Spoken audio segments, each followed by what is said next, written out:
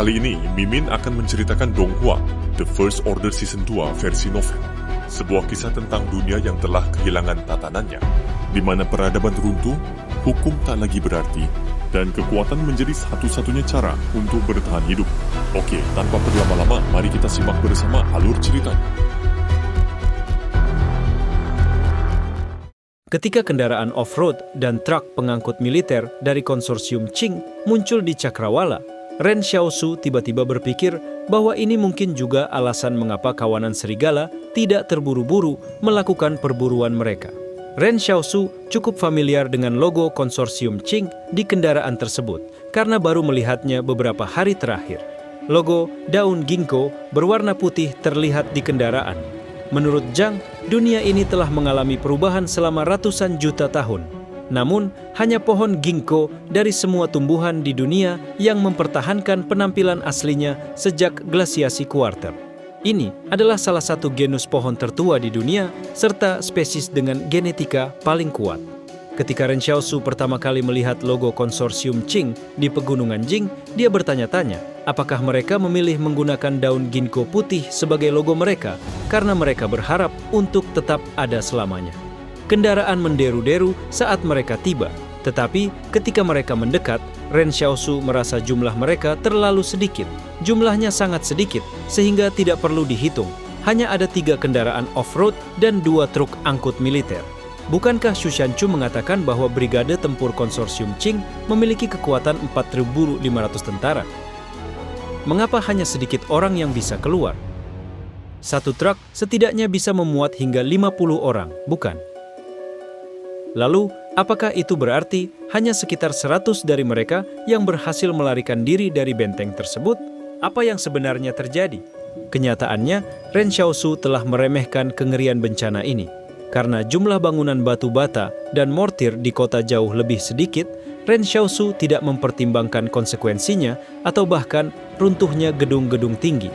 Sebagian besar bangunan di benteng ini terbuat dari batu bata dan mortar. Bisa dibilang imajinasi Ren Xiaosu dibatasi oleh kemiskinannya. Gempa ini bahkan menyebabkan tanah retak, membelah benteng menjadi 2 hingga memaksa sungai menjadi air terjun. Ini adalah kekuatan alam dan umat manusia tidak dapat berbuat apa-apa. Setelah struktur batu bata dan mortir di benteng tersebut runtuh, sejumlah besar manusia tewas tertimpa di bawah bangunan tersebut. Banyak orang telah meninggal, termasuk mereka yang berasal dari konsorsium Qing. Yang paling disayangkan adalah pangkalan militer tersebut terletak tepat di seberang garis patahan, sehingga terbelah menjadi 2. Luolan terengah engah di dalam kendaraan off-road. Fakta yang paling memalukan adalah dia hanya mengenakan celana boxer berbunga-bunga. Saat gempa terjadi, dia masih tertidur pulas. Beruntung barak, tempat dia tinggal kuat dan strukturnya rendah dari permukaan tanah, sehingga dia bisa bertahan hidup. Karena sekarang sedang musim dingin, ada pemanas di barak dan di dalam kendaraan off-road. Namun, tidak ada satupun di hutan belantara. Saat ini, Luolan paling khawatir tentang apa yang akan terjadi jika kendaraan kehabisan bahan bakar sebelum mereka dapat mencapai Stronghold, Sri Tusut 9. Pada saat itu, dia mungkin harus keluar dan menaikinya saat mereka berjalan menuju Stronghold, Sri Tusut 9. Memikirkan hal ini, Luolan berkata, berapa banyak bahan bakar yang masih dimiliki mobil? Prajurit yang duduk di kursi pengemudi berkata, masih ada sepertiga lagi. Kita bisa terus berkendara sejauh sekitar 130 km. Bisakah kita mencapai Stronghold 109? Luolan bertanya. Tentara itu berkata dengan canggung, kita masih berjarak 210 km dari Stronghold 109. Bahan bakarnya pasti tidak cukup, tapi kita sebenarnya bisa menyuruh orang-orang di kendaraan off-road di belakang kita keluar sementara kita menyedot gas dari kendaraan mereka. Mata Luolan berbinar sebelum dia menghela nafas. Lupakan saja, orang-orang yang berada di dalam kendaraan off-road itu semuanya terluka. Begitu pula mereka yang berada di dalam truk pengangkut. Prajurit itu terdiam beberapa saat sebelum berkata, Tuan, Anda dan Tuan, Qing Chen memperlakukan kami dengan sangat baik, tidak seperti orang-orang besar lainnya di konsorsium. Kami tidak keberatan jika kami harus sedikit menderita. Cukup, jangan bahas itu lagi. Luolan melambaikan tangannya dengan kesal. Kamu berbicara seolah-olah aku orang baik. Sebenarnya bukan. tahukah kamu bahwa orang baik akan mati muda? Pak, ada sekelompok orang di depan yang sedang berlari, kata tentara itu ketika melihat para pengungsi yang melarikan diri. Luolan meremehkan. Ada juga kelompok di belakang kita sekarang. Apa masalahnya? Lewati mereka dan buat mereka memakan debu kita. Ketika para pengungsi melihat konvoi kendaraan melewati mereka, mereka merasa iri. Alangkah hebatnya jika mereka juga memiliki kendaraan seperti itu untuk dinaiki. Sebenarnya ada juga kendaraan di pabrik pasir, namun karena dikerahkan untuk mengangkut pasir, hanya ekskavator yang tersisa di pabrik. Mereka tidak bisa melaju dengan cepat dan boros bahan bakar. Saat itu, seseorang dari rombongan pengungsi tiba-tiba berlari keluar. Bos Luo, saya manajer pabrik pasir, Wang Yiheng. Tolong bawa saya bersama Anda. Saya pernah bertemu dengan Anda sebelumnya. Sopir Luolan bertanya, haruskah kita membawanya? Saya bahkan tidak punya cukup ruang untuk yang terluka. Mengapa saya harus membawanya? Luolan memarahi, abaikan dia. Ketika Wang Yiheng melihat konvoi itu semakin jauh, dia menjadi sangat marah hingga dia hampir ingin menembak mati Fatih Luo itu dengan pistol di tangannya. Namun di satu sisi, dia tidak punya nyali untuk melakukannya, jadi dia hanya bisa memikirkannya. Di sisi lain, dia tidak bisa mengejar mereka. Ren Xiaosu menyaksikan konvoi itu mendekat dari jauh. Dia memberitahu Wang Fugui dan yang lainnya, saya yakin akan ada cukup banyak orang dari kubu yang menuju ke sini. Jangan terlalu khawatir. Akan ada cukup banyak orang yang dapat menarik perhatian hewan liar atas nama kita. Kami akan memberitahu Anda tentang hal ini. Jika masih ada hewan liar yang mungkin menyerang kita, serahkan pada saya. Wang Fugui adalah orang yang sangat cerdas dan dapat merasakan keyakinan atas klaim Ren Xiaosu. Ren Xiaosu seharusnya tahu semua tentang bahaya yang mengikuti mereka, tapi dia tidak takut sama sekali. Wang Fugui memikirkannya dan bertanya-tanya, apakah Ren Xiaosu juga bisa menjadi makhluk gaib? Bagaimana lagi dia bisa menjadi satu-satunya yang kembali ketika begitu banyak orang melakukan ekspedisi ke Pegunungan Jing? Selain itu, mungkinkah Ren Xiaosu juga membunuh orang di Pegunungan Jing? Jika tidak, mengapa Ren Xiaosu mampu membunuh orang-orang yang berjaga di pintu masuk sekolah tanpa mengedipkan mata? Xiaosu, aku tidak yakin apakah aku harus menanyakan ini. Wang Fugui berkata dengan ragu-ragu, tetapi apa yang sebenarnya terjadi di Pegunungan Jing? Kemana yang lainnya pergi? 20 dari kami melakukan ekspedisi. Ren Xiaosu memikirkannya sambil berkata, tapi seharusnya hanya kita berempat yang berhasil keluar hidup-hidup. Keempatnya adalah Xu Xianchu, Yang Xiaojin, Luo Xinyu, dan Ren Xiaosu sendiri. Mengenai apa yang terjadi di Pegunungan Jing, aku juga tidak yakin. Ada serangga yang memakan manusia dan eksperimental humanoid yang kecerdasannya telah dibodohi. Ren Xiaosu berkata sambil menghela nafas. Tapi sebenarnya itu bukanlah hal yang paling menakutkan di luar sana. Monster yang cakarnya keluar dari kawah itu seperti kenangan buruk bagi Ren Xiaosu. Monster itu terlalu besar dan bahkan hidup di magma. Saat ini, konvoi kendaraan konsorsium Qing melewati Ren Xiaosu dan rekan-rekannya. Ren Xiaosu melihat Fatih Luo melalui jendela dan bertanya-tanya apakah ini adalah bos Luo legendaris yang menghadiahkan kepadanya spanduk dengan tulisan "Tangan ajaib memulihkan musim semi." Apapun yang terjadi, kami beruntung Anda bersama kami. Wang Fugui berkata sambil menghela nafas, jika kamu tidak membawa kami keluar tepat waktu, Dalong dan aku mungkin tidak akan bisa keluar sama sekali. Aku bahkan tidak tahu bagaimana harus berterima kasih. Pada saat ini, Ren Xiaosu memandang Wang Fugui dengan serius dan berkata, rahmat air yang menetes harus dibalas dengan mata air yang memancar. Wang Fugui bingung. Bukankah kita seharusnya bersikap lebih sopan satu sama lain? Namun, Ren Xiaosu tidak mengatakan apapun lagi. Dia menemukan tempat yang tinggi untuk melihat ke kejauhan dan melihat masih banyak orang lain yang melarikan diri dari benteng. Kami akan mencari tempat melawan arah angin dan bersiap untuk beristirahat. Ren Xiaosu berkata, sepertinya ada beberapa ribu orang dalam kelompok di belakang kita. Jadi kita aman untuk saat ini. Selain itu, saya pikir kalian semua akan pingsan jika kita masih tidak beristirahat. Saat ini, bulan sedang tergantung tinggi di langit malam. Semua orang telah melarikan diri sejak pagi hari dan berada di ambang kehancuran. Ren Xiaosu merasa bahwa mereka harus berintegrasi kembali dengan kelompok orang yang lebih besar dan menggunakan mereka sebagai tameng mereka. Jika itu adalah kelompok yang terdiri dari beberapa ratus orang, mereka mungkin akan diserang oleh serigala. Tetapi, dengan kerumunan yang berjumlah beberapa ribu orang, bahkan para serigala pun seharusnya berpikir 2 kali untuk menyerang, bukan? Dan jika mereka menghadapi bahaya, yang harus dia lakukan hanyalah meminta Yan Liuyuan dan yang lainnya melarikan diri lebih cepat daripada kerumunan beberapa ribu orang. Ini mungkin terdengar sedikit kejam, tetapi yang lain mungkin juga berpikiran sama. Terlebih lagi, jika mereka mengikuti kerumunan tersebut hingga ke Stronghold, H-9, apakah ada kemungkinan mereka bisa berpura-pura menjadi penghuni Stronghold 113 dan menyelinap ke Stronghold 109?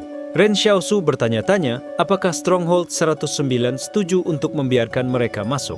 Hari semakin gelap, karena Ren Xiaosu memiliki ide untuk menyelinap ke Stronghold 109, dia mulai memunculkan beberapa ide yang tidak benar. Dia memanggil semua orang dan berbisik, "Apa pendapat kalian tentang menyelinap ke Stronghold 109 dengan menyamar sebagai penduduk Stronghold 113?" Itu tidak akan berhasil. Wang Fugui menggelengkan kepalanya dan berkata, "Penghuni benteng memiliki dokumen identitas. Kami tidak memiliki yang seperti itu. Saya hanya bisa mengatakan bahwa saya kehilangan mereka saat kami melarikan diri, kan?" Ren Xiaosu menjawab, "Ini tidak mengherankan karena kami menempuh jarak lebih dari 100 km untuk menghindari bencana sebesar itu." Wang Fugui berkata, "Sulit untuk mengatakannya karena tidak ada pertukaran informasi di antara benteng-benteng tersebut. Bahkan, jika Anda mengatakan bahwa Anda adalah penduduk benteng 113, tidak ada cara bagi mereka untuk memverifikasinya. Di masa lalu, surat izin diperlukan untuk melakukan perjalanan antar benteng, dan surat tersebut harus dibubuhi stempel resmi dari pengawas benteng. Tapi sekarang Stronghold 113 sudah tidak ada lagi, dan dengan pengawas Stronghold 113, Liu Tua dikirim ke perbatasan utara oleh konsorsium Qing, entah di tangan siapa segel resmi itu berada." Ren Xiaosu mendecakkan lidahnya. Dia pasti sudah mati di benteng jika dia tidak dikirim ke perbatasan utara. Sungguh sebuah berkah tersembunyi. Sekarang setelah Anda mengatakannya, sepertinya konsorsium Qing menyelamatkan nyawanya, kata Wang Fugui tanpa berkata-kata. Tetapi Anda juga harus mempertimbangkan faktor-faktor lain jika ingin menyelinap ke Stronghold 109. Misalnya, masih ada lebih dari 600 pengungsi di sini yang mengenali Anda. Selain itu, jika Stronghold 109 menolak setiap orang untuk masuk, bahkan orang-orang besar di Stronghold 113 akan berakhir menjadi pengungsi, belum lagi kita. Itu suatu kemungkinan. Ren Xiaosu berkata, benteng 109 kemungkinan besar tidak akan mengizinkan siapapun masuk. Tidak ada presiden yang ditetapkan untuk masalah seperti ini. Karena tidak ada benteng yang runtuh sebelumnya. Tidak ada yang bisa dibandingkan dengan Ren Xiaosu dan yang lainnya. Mereka hanya bisa mengambil langkah demi langkah. Tentu saja akan lebih baik jika mereka bisa masuk ke dalam benteng. Tetapi bahkan jika mereka tidak bisa masuk, Ren Xiaosu dan teman-temannya masih bisa hidup dengan baik. Namun akan sulit bagi orang-orang besar yang lolos dari kubu. Jaraknya setidaknya 100 km dari Stronghold 109 dari tempat mereka berada sekarang. Untuk sampai ke sana, jaraknya saja mungkin cukup untuk membuat mereka kelelahan hingga mati. Jika mereka tiba di Stronghold 109, banyak dari orang-orang ini mungkin akan hancur jika mengetahui bahwa mereka tidak diizinkan masuk. Ren Xiaosu dan kelompoknya menemukan tempat melawan arah angin dan memutuskan untuk beristirahat di sana sebentar. Bahkan, jika Ren Xiaosu bisa melanjutkan, Wang Fugui, Xiao Yu, dan yang lainnya tidak akan mampu menanggungnya lebih lama lagi. Ketika pengungsi lain yang melarikan diri berjalan melewati mereka, mereka menemukan bahwa kelompok Ren Xiaosu telah berhenti bergerak dan agak terkejut karenanya. Mereka bertanya, "Mengapa kalian berhenti berjalan?" Ren Xiaosu menatap mereka. "Kami tidak bisa berjalan lagi." Ren Xiaosu yang sedang duduk di tanah menundukkan kepalanya lagi dan mulai memijat otot kakinya. Melihat Ren Xiaosu tidak mau mengganggu mereka, para pengungsi tidak berkata apa-apa lagi dan terus bergerak maju. Apakah mereka benar-benar tidak bisa terus berjalan? Beberapa orang bertanya setelah mereka pergi. "Apakah kamu tidak melihat mereka memijat kaki mereka? Kita sempat beristirahat di sela-sela itu, tapi mungkin mereka tidak istirahat sama sekali, kan? Mereka terlalu pintar demi kebaikan mereka sendiri." Saya pikir dia berada jauh di depan sehingga dia tidak mendengar serigala melolong. Seseorang mencibir, Jika dia mendengarnya, dia pasti akan lari lebih cepat dari kita. Sekelompok orang ini terus berbisik sambil terus berjalan. Mereka sama sekali tidak berencana memberitahu Ren Xiaosu tentang serigala. Namun, Ren Xiaosu memang tahu tentang kawanan serigala yang mengikuti mereka. Bukan hanya kawanan serigala, ada lebih banyak teror seperti eksperimental. Setelah para pengungsi itu pergi, Ren Xiaosu berbisik, "Saya punya sebotol air di sini. Kalian semua mengambil kain, membasahinya, dan menyeka wajah Anda." Wajah para penghuni benteng semuanya bersih, tetapi wajah pengungsi kami terlalu kotor. Kami akan langsung dikenali. Kami akan segera mengenalinya. Kami akan segera mengenalinya. Kenakan juga pakaian terbaik apapun yang Anda miliki, agar kami bisa berasimilasi dengan penghuni benteng. Para pengungsi kekurangan air, bahkan keluarga Esquire seperti Wang Fugui tidak memiliki jatah air yang cukup untuk mereka. Ren Xiaosu telah mengambil botol air ini dari ruang penyimpanan di istana. Bahkan saat dia menyembunyikan emasnya, dia tidak lupa memasukkan 2 botol air ke dalamnya. Sangatlah penting untuk memiliki air bersih saat Anda berada di alam liar. Tentu saja air di dalam botol itu diisi ulang di lain waktu. Air yang semula ada di dalamnya sudah lama diminum. Sebagai pengungsi, mereka terbiasa tidak mencuci muka hampir setiap hari. Tapi sekarang mereka berencana untuk berasimilasi dengan kelompok penduduk benteng, mereka harus mempertimbangkannya. Jika memang ada peluang untuk masuk ke Stronghold 109, ketika mereka tiba di sana, akan sangat buruk jika ditolak berdasarkan detail ini. Sebenarnya, Ren Xiaosu sempat mencuci muka hingga bersih. Lagi pula, tidak sulit menemukan sumber air di hutan belantara. Namun wajahnya yang kotor saat itu telah menjadi perlindungan baginya. Jika Xu Xianchu, Yang Xiaojin, dan Luo Xinyu melihat Ren Xiaosu setelah dia menyeka wajahnya hingga bersih, mereka mungkin tidak akan mengenalinya jika mereka tidak mengamatinya. Wajahnya sebelumnya bisa dianggap sangat kotor. Ketika pengungsi lain melewati mereka, Ren Xiaosu sengaja menyuruh Yan Liuyuan menundukkan kepalanya. Dalam kelompok mereka, wajah Yan Liuyuan bersih, sehingga membuatnya mudah dikenali oleh pengungsi manapun yang melihatnya.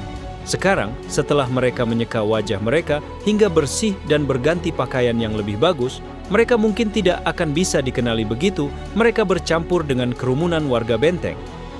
Lagi pula, ada beberapa ribu orang di belakang dan itu adalah lautan manusia.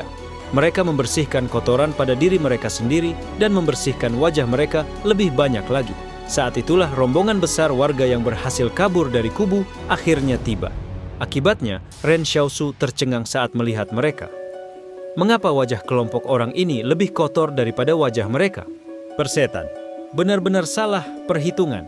Ia memiliki pola pikir bahwa wajah warga kubu semuanya sangat bersih. Dan karena wajah Yan Liuyuan tetap bersih bahkan setelah melarikan diri jauh-jauh ke sini, Ren Xiaosu tidak memikirkan bagaimana orang-orang ini tidak mengalami kesulitan seperti Yan Liuyuan ketika mereka melarikan diri untuk hidup mereka. Dia melihat orang-orang ini muncul di hadapannya dan masing-masing tampak lebih malang daripada sebelumnya. Kotoran di wajah mereka begitu gelap seolah-olah mereka baru saja melalui pertempuran. Debu yang dihasilkan dari runtuhnya bangunan pasca gempa menempel di wajahnya. Saat mereka melarikan diri, mereka mulai berkeringat yang membuat seluruh wajah mereka terlihat hitam dan kotor. Pada saat ini, wajah Ren Xiaosu dan rekan-rekannya sangat bersih dan membuatnya tampak seperti mereka adalah tokoh besar di benteng tersebut.